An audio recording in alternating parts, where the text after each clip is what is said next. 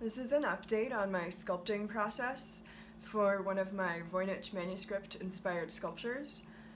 And if you saw one of my previous videos, you might remember that I was sculpting a porcelain critter that's based off of one of the Voynich illustrations, along with 4 female figures known as the Voynich nymphs. So I wanted to show you where I am with the designing right now and show you what my plan is for finishing this sculpture. So this was the critter from my previous video.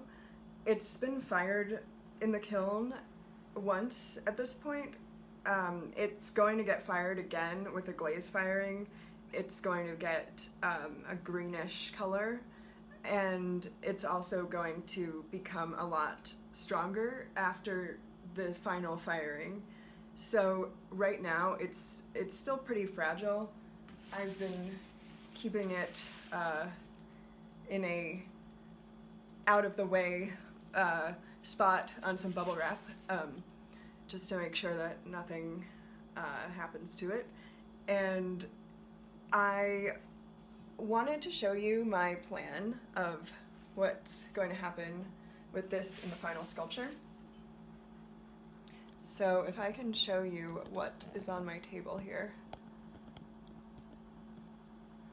This is a template, basically, that I've cut out, and what I decided to do with the 4 figures based off of these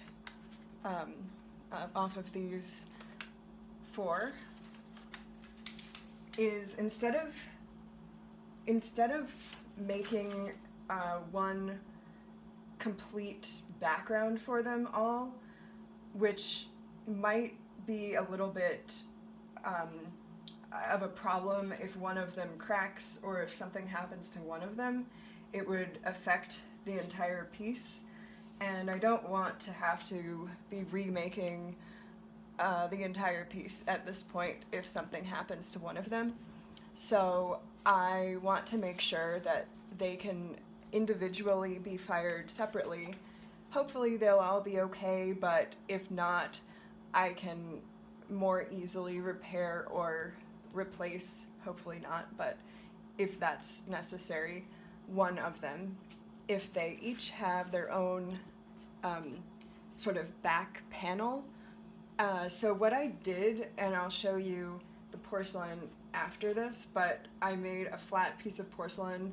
I attached the figure onto this porcelain slab, and I've shaped them so that they can be fired separately, but they all will fit together in this arc shape surrounding a circular piece in the center, which is where the critter will go. And the star, which I'm going to make out of glass, lighted glass, that's going to go up here.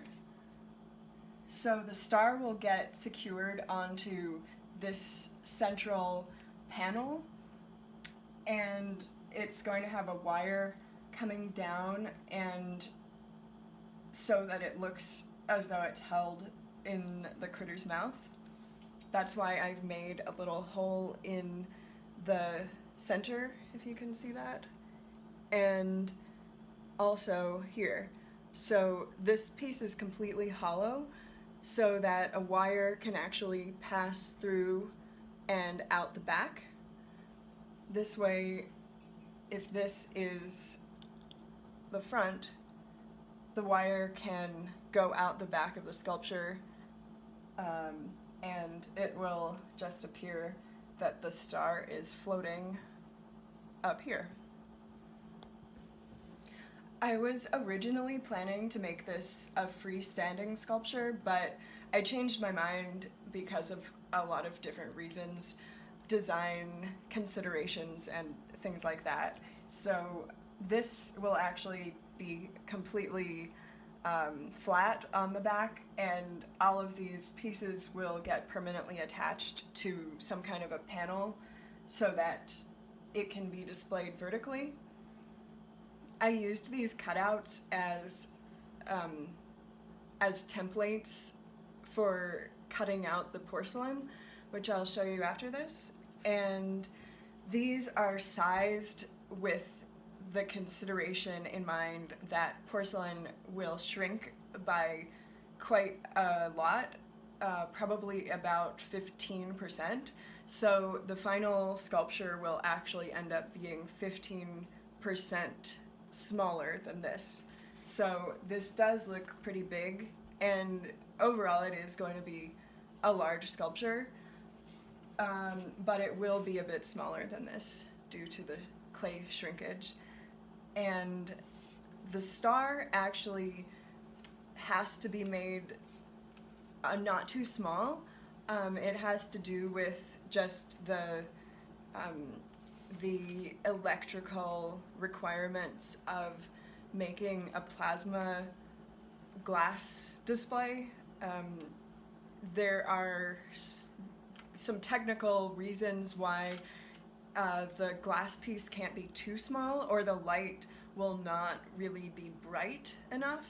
So I wanted to make it at least this size, and so compared to the original Voynich manuscript drawing, this is to a different scale than that, but I think it will emphasize the star just by making it larger. And then the other stars, which the figures hold, will be made out of porcelain, but they will be painted with a gold luster.